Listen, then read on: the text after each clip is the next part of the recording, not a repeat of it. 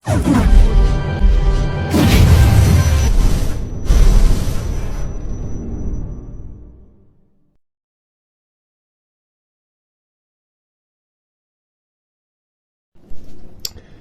up ang Arduino. I-connect ang iyong Arduino board sa iyong computer gamit ang USB cable at i-install ang kinakailangang Arduino software or IDE. Tukuyin ang tono. Pumili ng pin sa Arduino board kung saan may i-connect ang iyong speaker or buzzer. Sa Arduino code, gamitin ang tone function upang tukuyin sa pin ang dalas ng tono na gusto mong buuin.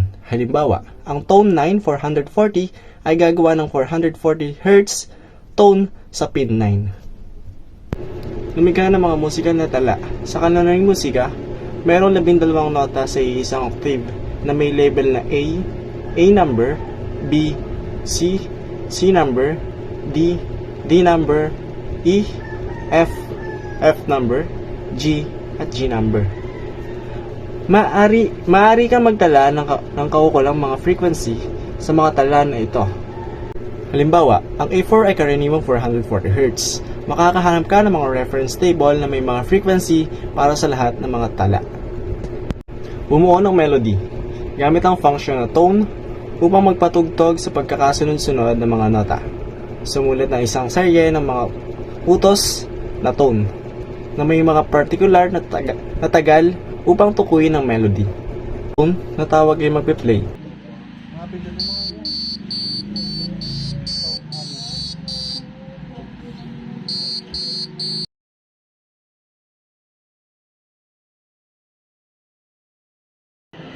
Ang Arduino board ay nagsisilbing utak ng isang system.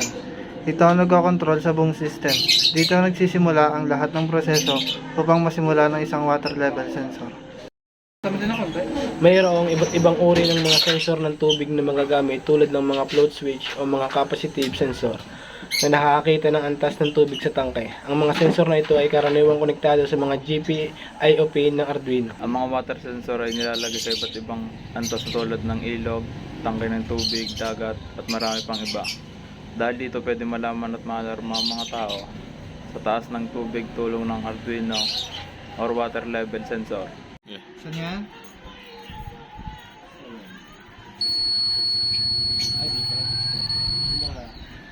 Okay na, wala po ba?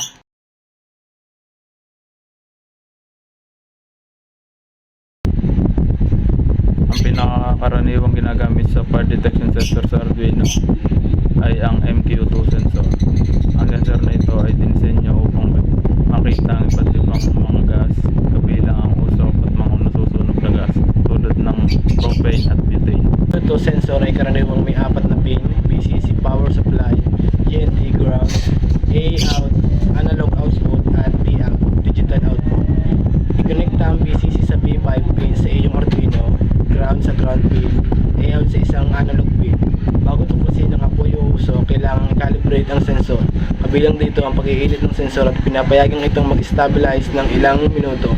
Sa panahong ito, babasahin ng mga sensor ang baseline value na kumakatawan sa malinis na hangin. Itabi ang baseline na halaga para sa paghahambing sa hinaharap. Pag nalampasan na ang threshold, maaari kang magpasya kung anong aksyon ang gagawin. Maaaring kabilang dito ang pag-activate ng alarma, pagpapadala ng alerto sa pamamagitan ng email o SMS, o pag-activate ng sprinkler system. Tandaan na maingat na pangisawaan ang mga kagamitan sa kaligtasan ng sunog at sundin ang naangkop ng mga lituntunin sa kaligtasan.